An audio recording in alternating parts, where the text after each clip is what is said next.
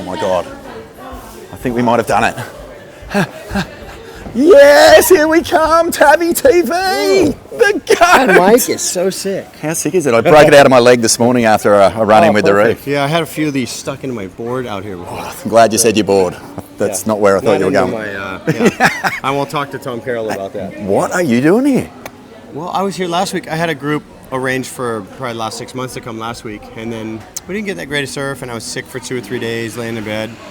And then the surf was fun yesterday. Still some waves today. The wind got funky, but yeah, I don't know. I got nothing to have to do for about the next 2 or 3 weeks, so I might stay here for a couple weeks. Mate, I know you're here with the fam, but I mean, if I think of Tabarua, I think of you. How is it to have everyone come to your home for this WSL Finals? That's great. You know, our little guy's middle name is Druku.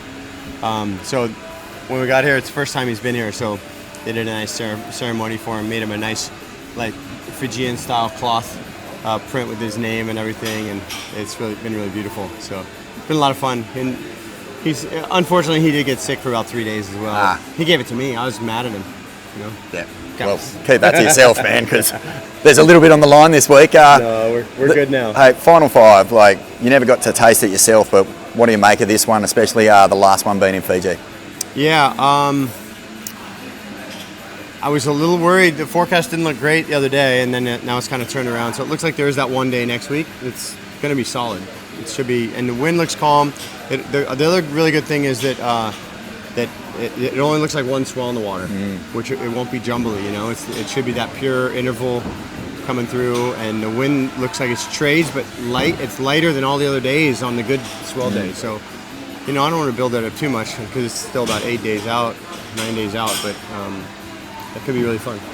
I've got to get your picks. Well, you know, with number one having to only win one heat, I think it's hard to go against either of them. So, I mean, if you're putting money down, that's where your money's going. Least amount of work. But then also, does somebody build up a few heat wins and get into it with a lot of confidence? And, you know, knowing the lineup, feeling the waves, feeling that swell, getting more familiar with it than somebody who's been sitting on the boat or up here watching all day. So there's it depends on the mindset. That's a huge thing going into heats. You know, over the years, there's been heats where somebody missed 10 minutes and then they paddle out and the other guy gets so rattled, or the other girl, the other person gets so rattled, oh, they showed up, I should have had this heat in the bag, you know? And also, like, there are certain things that can flip that mindset. I've seen a lot of heats lost with a 10-point ride over the years. You know, somebody gets a 10 and you think all you gotta do is back it up. It's not attack, like your brother says. Sean Thompson style. It's, you know, you let off the gas a little bit and you go, oh, if I just get like a 7 and somebody else gets an 8.5 and a 9, they take you out. So, you know, you really have to, at this point, it's all gas. It's all gas. There's no brakes. And full motion forward. And you just can't have any doubt. You got to have that confidence built up. And everyone I've seen surf so far, I'll say all the guys I've seen surf so far, have all looked pretty confident. Jordy looked really good on his turns yesterday. Jack was getting barrels and turns. He was getting the better waves out there of anybody. Yago has looked really, like, just very busy out in the lineup so far. I haven't seen Griffin surf. Who did I miss on the guy's side? Italo? Italo, yeah. Yeah, I don't know if he's here yet. So I haven't seen him, so those two. But Aki was out there. He was getting ready. Yeah. Aki was prepared. And just finally, have you heard anything about a rumour of a special wildcard jersey with your name on the back of it? Would you take it? Oh, put me in 6th place. Let's go. Yeah, why wouldn't you? Does 6th place pay? I mean, yeah, man, it all pays. Even if I lost, I'd get some money. So well, you're going to do the maths. Pay the bar tab, you know? Yeah. Well, hang on. The maths would be, if you're in 6th place, what, 7 heats to win the world title? You could do that. Yeah, is that how many it'd be? Yeah. 5th, 4th, 3rd, 2nd, 5, 6 heats, and you're in. Well, you know, I surf more than that anyways on a good swell, so that's only like 3.5 hours. Yeah. No, it's going to be a fun, exciting day. I think the good thing about having the contest here, like being here while the contest here is a little weird. Like if you're here with the whole tour, both men's and women's, it'd be a nightmare. You wouldn't stick around. But there's only 5 guys and 5 girls, plus their entourages, so maybe another 20 surfers in the mix. But I think not as many people maybe be showing up to come surf because of the contest. Then you got some fans that want to show up, and I've heard some of the people talking on boats this week, like, I can't wait to watch, but they're kind of already here. But yeah, it should be great. And if it's pumping out there, it might be pumping in here. So there'll be waves around, and be fun to watch. I personally would love to see it here at Restaurants, just because everyone could be here in the mix, And I've always loved when the contests out here, because everyone, you find your own little spot, and you feel like you're part of the action. It's just a few hundred yards away instead of a couple miles, and I think that'd be really special. But it would have to be a really classic day at Restaurants, I think, in order to overshadow, or maybe a little bit too big out there, so it's not out of reef, but it's not in a reef. So if you're in that in between and it's 6 to 8 foot here, that'd be awesome. Or short interval. Short interval can, the other day out at Cloudbreak was probably 6 foot sets, and in here there was a couple 5-6 footers because the interval was small, so it was getting in here at the right angle. Yeah. So there's exciting. I mean, I almost hate to take picks because I'm pretty much friends with everybody. So I don't know if I have my favorites really or anything like that, but it's kind of fun to see an underdog story where somebody comes and has to surf through a few heats to get there. And I think on the guys' side, for me personally, after all the years and decades and stuff, I'd like to see Jordy win. Just, I don't know how many more times he's going to try or put himself in that position, but I mean, last time it seems like he was really in the position to do it was in 2010 against me. Yeah. So 15 years later, it's impressive. He's, milked his journey that far to go, okay, I got the motivation again. And like, he had a great year, and, he looked good. He kind of dropped the ball a little bit last couple of events, but, he did enough early on to be there. So I think it'd be a great story if Jordy won. And, it'd be one for the ages, It would be, man. And it does happen. We've seen that with Sonny. We've seen that with Oki. I mean, mate, everyone's in such close quarters here. Like, is that something you used to love, like being right in amongst all the competitors, or is it something that you try and steer clear of? Because it feels like you enjoyed all that out-of-the-water combat as much as into it.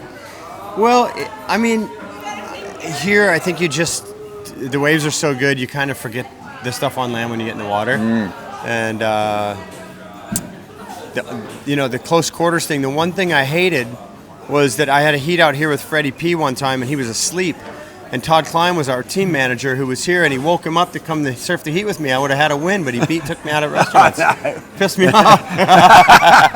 Well, what did you make of Italo's sort of public declaration for a fair heat? And, he went on Instagram, and obviously it's him and Jack in heat one. And he was like, let's just play it fair, and was sort of like showing footage of the paddle battles and kind of made a call out for that.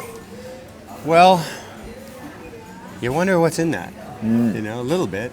I thought I saw Tom Carroll make a comment on that or something, but, have you shown your hand that you're a little intimidated by that paddle battle? Because I've never, look, either get into that in the first couple minutes or you don't. Like, if you don't want to, then let him take the first wave, and the chances are the first wave of the heat to come that somebody gets is not going to be the best wave of the heat over 30 minutes. But it is going to set a bar, right? It sort of sets the scale a little bit. But if it's consistent enough, I don't think that first paddle battle matters at all. It's those inconsistent heats where you got a long interval, long time between sets, and maybe only one good wave in a set, and then it's super crucial. And I think Jack's been super clutch with that. He was in the Olympics. Cowley was too, obviously. But Jack, I think it was against Gabriel for that bronze or whatever. And it ended up getting to the final, but.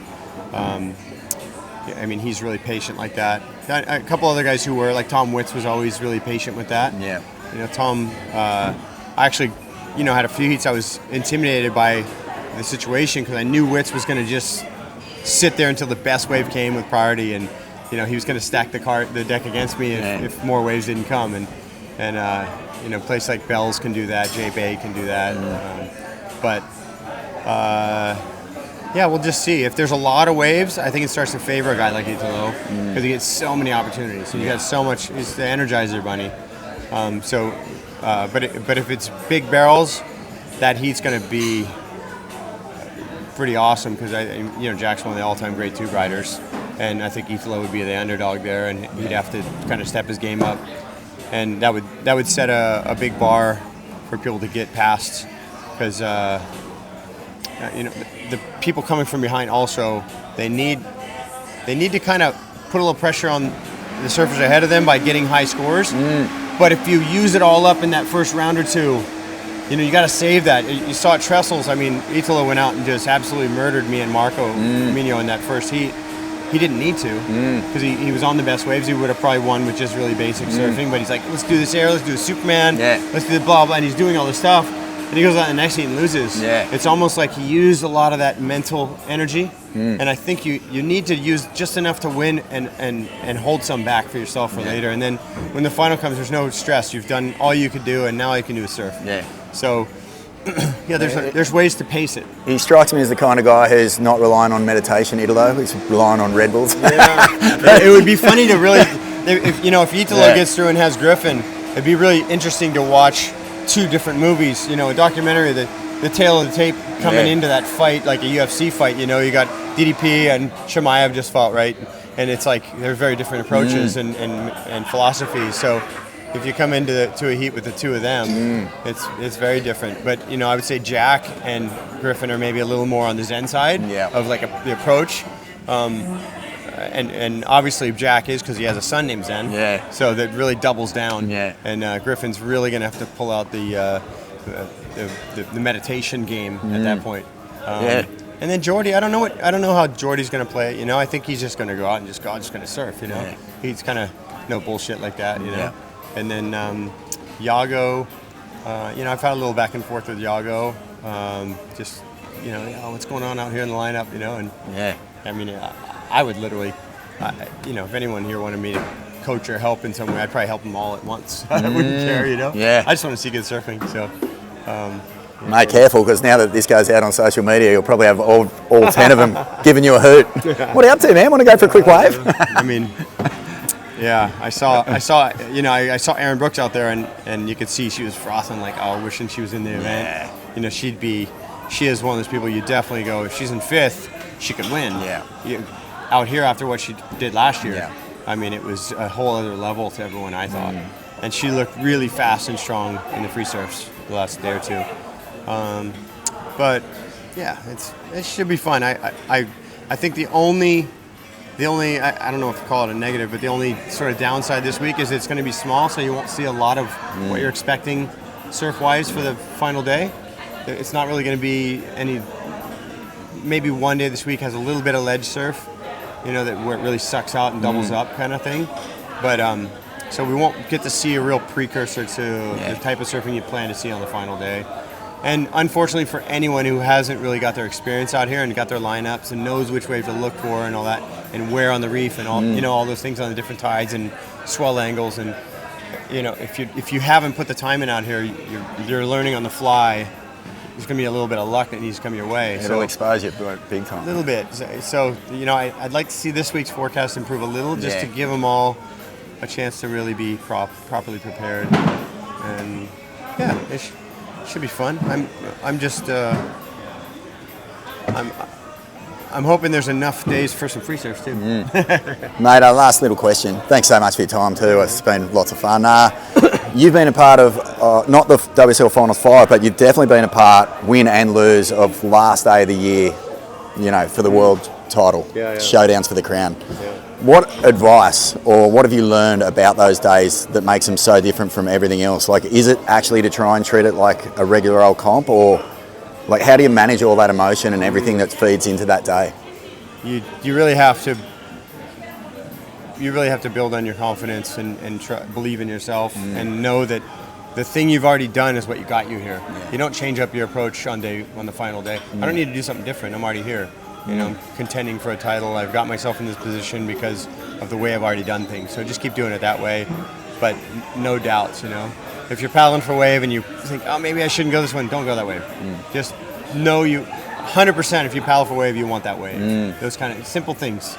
You don't try to overthink it. Just simple things and trust that feeling. And the great thing about I don't know if it's a great thing, but a great thing about when you do lose is like it just makes you that much hungrier again.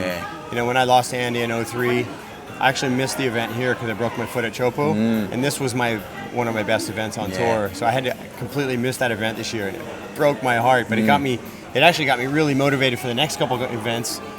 I think it focused me more because I'm like, I got to catch up more now. but that year I lost narrowly, and the next year I didn't even put myself in the game. Mentally I just was broken. Yeah. And then it took me about a good solid year before I went, you know what, we got to jump back on the horse here, and why else are you here? Yeah. And then it kind of turned around for me, but I didn't have to do anything magical. I just had to be part of it and be 100% there. And somebody's going to win, and 4 other people on each side are going to lose, and it's going to hurt. Yeah. And hopefully they come back better and hungrier next time. For sure. So, mate, it's so good to have you here. It just feels like it validates the whole occasion because, you are the man, and this is your home as far as, the whole world's concerned. It's like Slater in black and white is where we first got to see you. And then, now here we are all these years later. Years since that. Almost 2 months from now, it'll be 35 years since that. So that's it's magic, man. It's fun. It's great to be here, and they've been, they've taken me in. From the first time I came here, they took me in, and Drew was like, "This is your home." Yeah. So I wanted to, pay my regards to the island and the Druka's family by naming our son. His middle name's Druku, so cool. It's really special for us because you can see everyone has a sense of pride, like it's their godchild, here, and it feels really good for us because my dream is for him to be a boatman here one day and come and take people surfing. So and hopefully he wants to do that. That's cool, man. So we'll see. Great to see you. Thanks for your time, and I'm sure all the surfers will be frothing to win in front of you as well. It'd be awesome. An excellent little cherry on top of the whole day. I want to see some big barrels and some big, huge carves, and matching the wave for what it throws at you. Just no intimidation. Fully. I know everyone's got that in them, but a couple of the girls haven't had the chance to really feel and see that power out here, and so now's their chance, and that's what they're here for. That's it, man. And it should be great. Somebody was talking to me about Katie earlier. Gosh, they hadn't met her before. Wow, she's so small. I'm like, yeah, but she goes, man. Yeah. So that's the opportunity they get, and it's gonna be fun. Unreal. Thanks. Thank you.